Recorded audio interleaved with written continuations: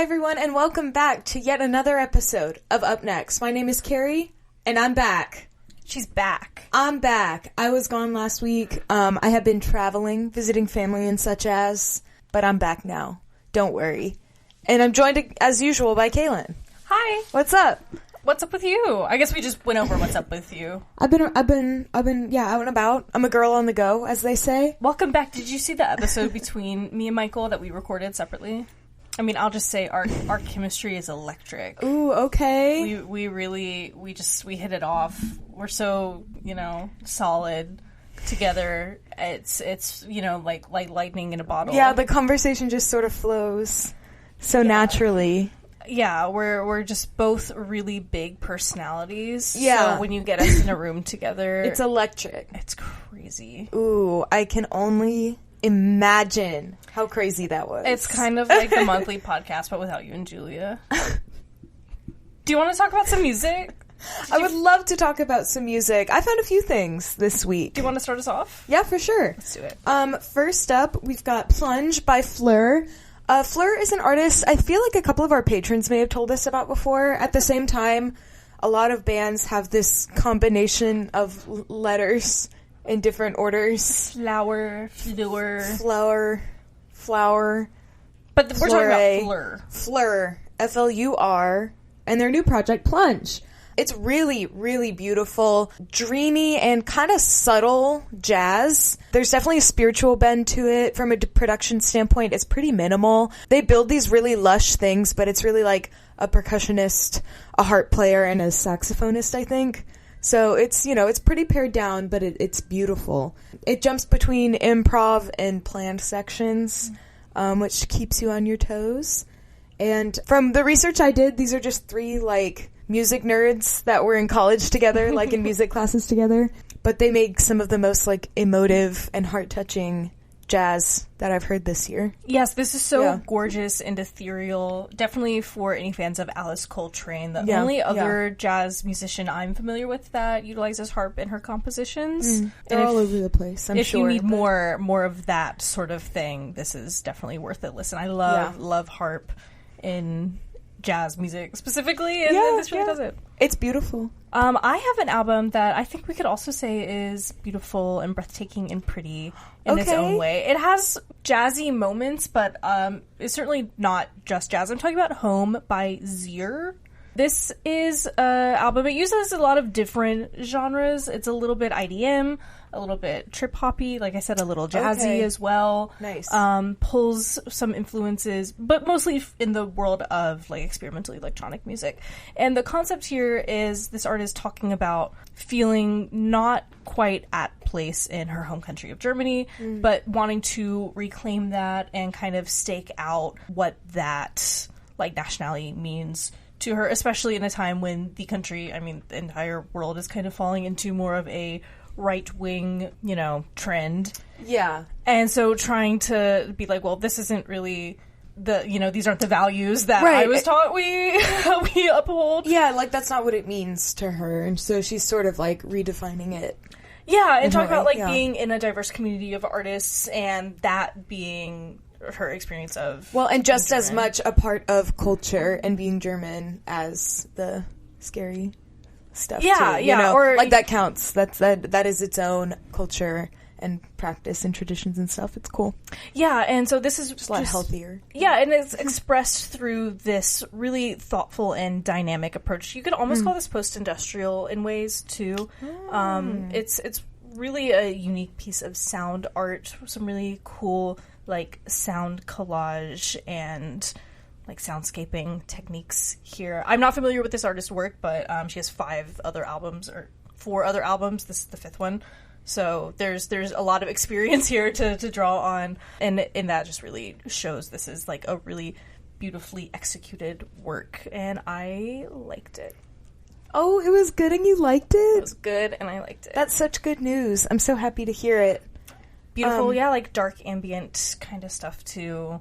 So all these things that we love to hear. Yes, all of these tags make for a really beautiful, chill experience. I'm eating it up. A lot of it is in English, but of course, there's a little German in there too. Love. Love. Well, can I tell you about my second album? Absolutely. Okay, my next one is Full Commitment to the Bit by Inquietus. What's some funny? Well, they're committing to the bit. I think that always makes the bit funnier if you're fully committed. If you're Very, only very half-heartedly true. doing the bit, then I'm gonna feel half-heartedly about the Yes, bit. if you're not having fun, none of us are having fun. And if you're afraid of being earnest, if you're afraid of being cringe or whatever, then you're not enjoying yourself. Anyway, that has nothing to... I mean, it might have stuff to do with the album. I don't know it that closely. But the album, Full Commitment to the Bit by Inquietus, is lovely. It is this super sweet indie-tronica. It has these poppy vocal melodies. At the same time, there's something very nostalgic about these, like, keyboard preset beats, almost like the Fisher-Price keyboard. And then there's more complex 8-bit type synths over it with the poppy melodies. You just want to stay up all night and boogie. It's indie-tronica, specifically transgender. And that's fun. Love. This reminds me a lot of the, like, early 2000s. Kind of like indie sleaze a little bit, but the cuter side of it. I'm It's thinking, very sweet. Like, yeah. of Montreal, the poppier side of Animal Collective. Yeah. And it's so sweet. I love that stuff. And it's rare to find an album that does it today and does it well without feeling like just nostalgia bait. Yeah, it's not fully nostalgia bait. No, they definitely are doing their own thing with it, too. But yeah, just pulling references from that era, for sure. Some stuff I'm like, oh, this is an Owl City song. Yes! Yes! It's always a good time, you know? The Owl City song, It's Always a Good Time, featuring Carly Rae Jepsen. Yeah. That was kind of after their heyday for me. It absolutely was, but it still sticks out as, like, that melody line is crazy. People It's always a good time. only know Fireflies, but go do a deep dive. Go listen to that second Owl What was City it record. called? Like Vanilla Beach or something like that? I think you might be thinking silly- Plastic Beach Gorillas. Hang on. No.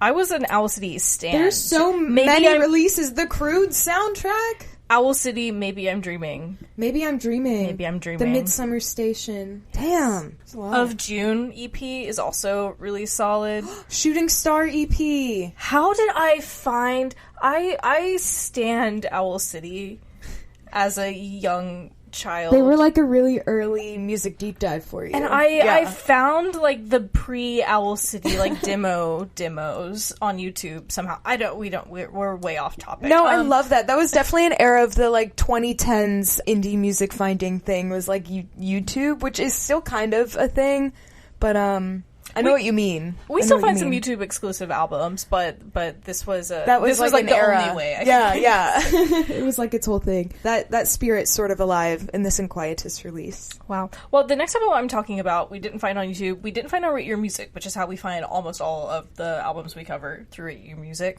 I'm talking about Tell Me Life's Funny by Evangelism, which we found by good old word of mouth.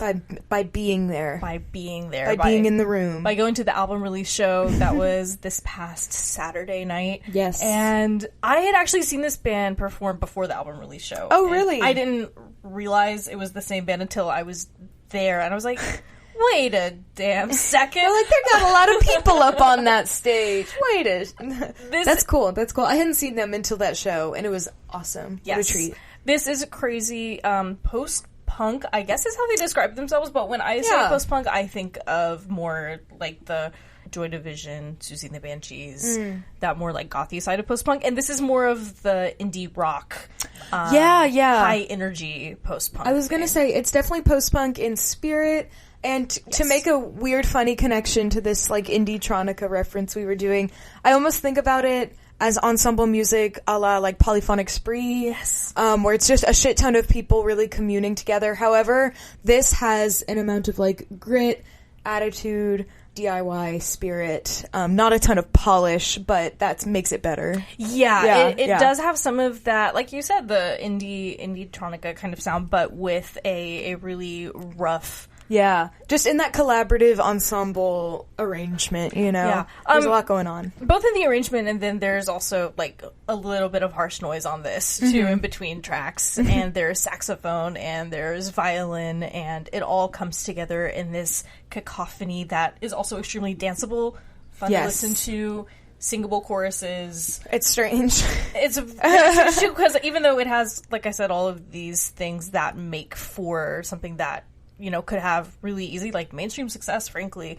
It's also really deeply poetic and heart-wrenching, too. It's about all of the, not necessarily all of the terrible things we see happen on a day-to-day basis, but there are some moments there, too. It's like, just talking about day-to-day life living in a city like Philadelphia. Project. Yeah. It's like you just, like, see shit on the street that it's just like, this is just, like, abject human suffering. Yeah. And it's like, you never know what's going on in the apartment next door to yours until, you see the caution tape on the door outside, and you're like, oh, something happened. Oh, shit, yeah. But, yeah, these are all bangers. It's so fun to dance to, but once you start listening, it's that good, it sounds happy, is actually sad. Oh, it's got that sort of, I don't know the word I'm looking for. It's got that thing going on. Good for that. It's got a good balance of everything. Check it out, listen to it. Thank you, Enjoy Evangelism. It. We already put out a review for it because we heard it super early in the week. So go check that out. And we were excited about it. We had to get on it. So absolutely. Thank you, Michael, I guess. Thanks, Michael, I guess. Thanks, Michael. I can't get over your electric energy on the last episode of Up Next. I'm so excited to check it out. Oh yeah, we were just really volleying with each other, bouncing off each other.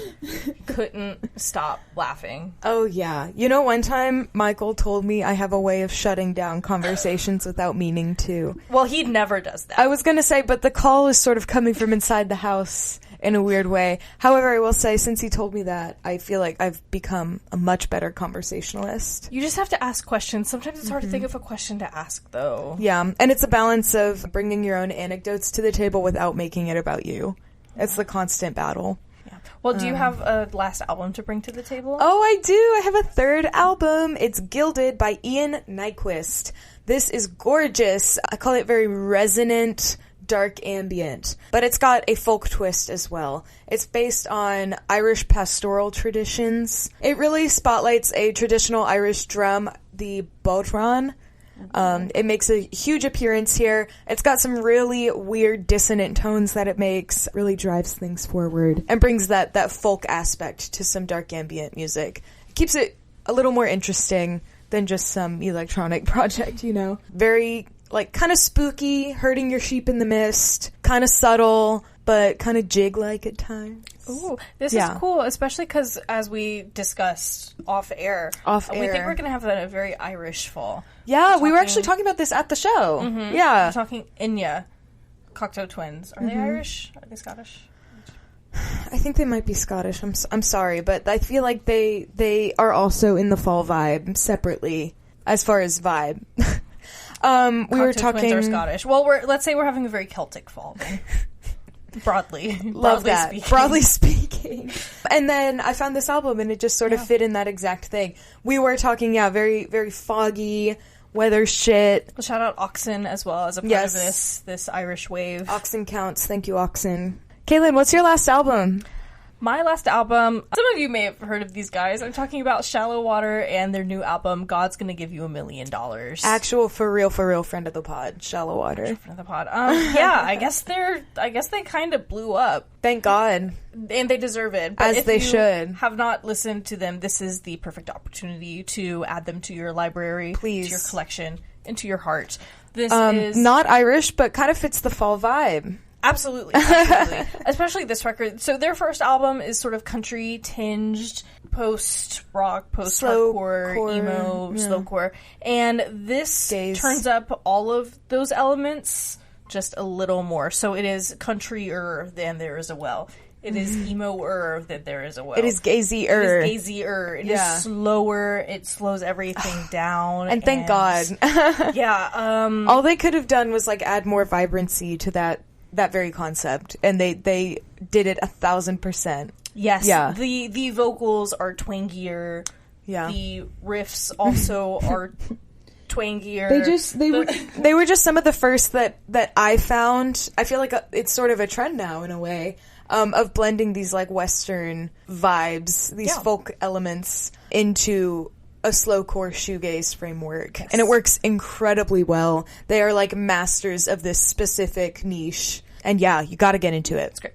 Yeah. And I feel like a lot of people too are afraid of country music or don't want to like country music, don't want to explore it, don't want to touch it. I get it, because a lot of the modern stuff is bad. A lot of it is good. Not anymore. Now a lot of the modern stuff is good. A lot of the underground, a lot of the outlaw A lot of the modern stuff in the 2000s was bad. Yeah. But this is a great way to maybe explore the genre if you're scared. You got to get into it. There is more queer country than ever. There's country for everybody out there. What they talk about is very important. And this could be common sentiment. This could be your intro to it, especially if you're already a fan of emo stuff. If you're a fan of slowcore, this is for you. It's done incredibly well. Love it. And thank you, Shallowater. They are some of the chillest guys. Yes. We had the pleasure of meeting them in Philly a few months ago.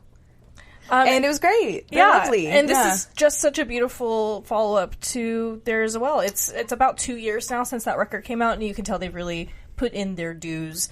Took some time on the road. I think a lot of this was written while touring, and I think that just brings out like a new level in a lot of artists. They were inspired. We can cut this if it's not an appropriate time, but I just remembered while we were filming that we were gonna maybe interview them about this album, and we forgot. So maybe we have to do an interview soon. How do you guys feel? Do you want us to talk to Shallowater? What do you want us to ask them? Let's chat with them. We don't have another one lined up since I did that the last interview, so I think we can totally hit them up and ask if they would like to discuss this record further. Thank you. Well, Carrie, do you have anything you're looking forward to this week? Oh my goodness. I think I have a couple things. Speaking of country music. Speaking of country music... Speaking of country music, on Saturday, I'm seeing friend of my work, friend of the friend of Carrie, friend of, I guess, Willi Carlisle is coming to Philadelphia. I had the absolute distinct pleasure of writing a quick little review on his new album, Winged Victory, and he hit me up and was like, come to the show. And it looks great. He's posting, like, teasers and stuff. It's giving, like, full puppet show set, like painted wooden set pieces. That's so cute. And it's going to be really, really fun. Winged Victory is incredible. Go listen as well. Yeah. Critterland from last year was good, but I feel like this really hits the Willi Carlisle niche of Peculiar Missouri. Like, it carries the spirit forward. Peculiar Missouri made me cry like a little baby, basically, every start time. to finish. Every time. Still does, too. Yeah, it's the one. Also a good country music recommendation. Oh, yeah, for sure. Solid. It's real country music. It's not blended with anything else. So go in with an open mind. But it's great. He's great. I'm so excited for that. Yeah, that's going to be great. And then I'm playing volleyball tomorrow and kickball on Sunday. Exciting. I love exercise. I love fitness and a friend. What about you? Can I do a thing I'm retroactively excited about? Have a gratitude moment? Yeah. Okay. I'm excited about this beautiful piece from Checkmate Leathers Ooh, that I received. Your beautiful necklace. Yes, it's handmade. It took a hot second to receive, and it was absolutely worth the wait. It is beautiful. Oh, I'm glad. And it's worth the wait. It is very heavy. And then, we have some friends who we might be making some tapes for. I'm also very excited. Ooh. We do wholesale tape orders, and we're gonna wholesale some tapes. We have got some things in the works. Some movement happening. So if you want tapes, we'll make them for you. So make sure you hit that subscribe button, ring that notification bell. Email us at info@outsidenoise.org. You know where to find us. You know where to find us. You can figure it out. Great. Thank you for watching. Have a beautiful week. Hope you have something lovely to look forward to. Goodbye. Bye.